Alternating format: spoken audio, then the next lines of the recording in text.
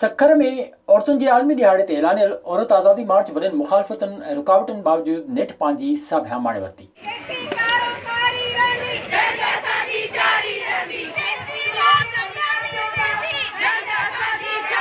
शहर समेत सॼी सिंध मां वॾे अंग में आयल धरती जायनि हिन आज़ादी मार्च में शिरकत कई।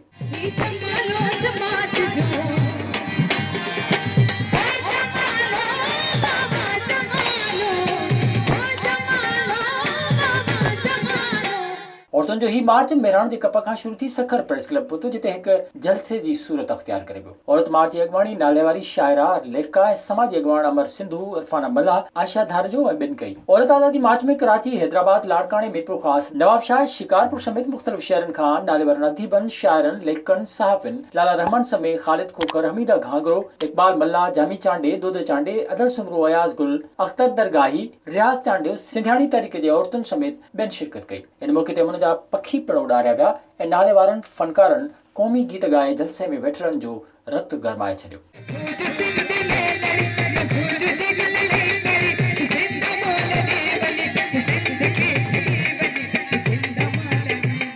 जलसे में औरतुनि पारां उभ ॾारींदड़ नारा पिण लॻाया विया।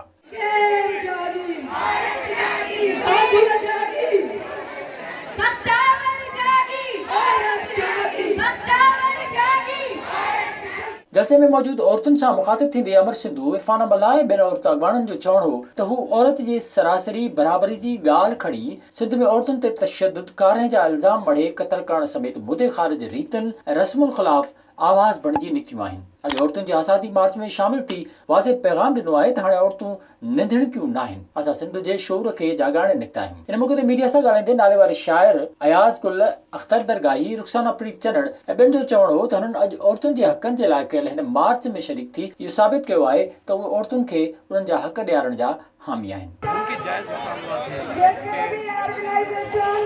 माशरे में रहते हुए मर्द जो चीज़ें हासिल करते हैं वो उनको भी मिलने चाहिए और हम उनकी हिमायत करते हैं। मैं समझता हूँ कि ये औरत मार्च जो है वो शऊर की एक बड़ी सोच है, सोच का बड़ा कदम है, शऊर का एक अगला कदम है जो मैं समझता हूँ कि औरत के मुस्तक़बिल के लिए, औरत की आज़ादी के लिए, औरत को सोचने के लिए, औरत को अपनी ज़िंदगी अपनी मर्ज़ी से या अपने खुशियों के लिए सोचने का मौका। इन मौक़े ते पुलिस पारां औरत आज़ादी मार्च जी सिक्योरिटी निहायती सख़्त कई वई।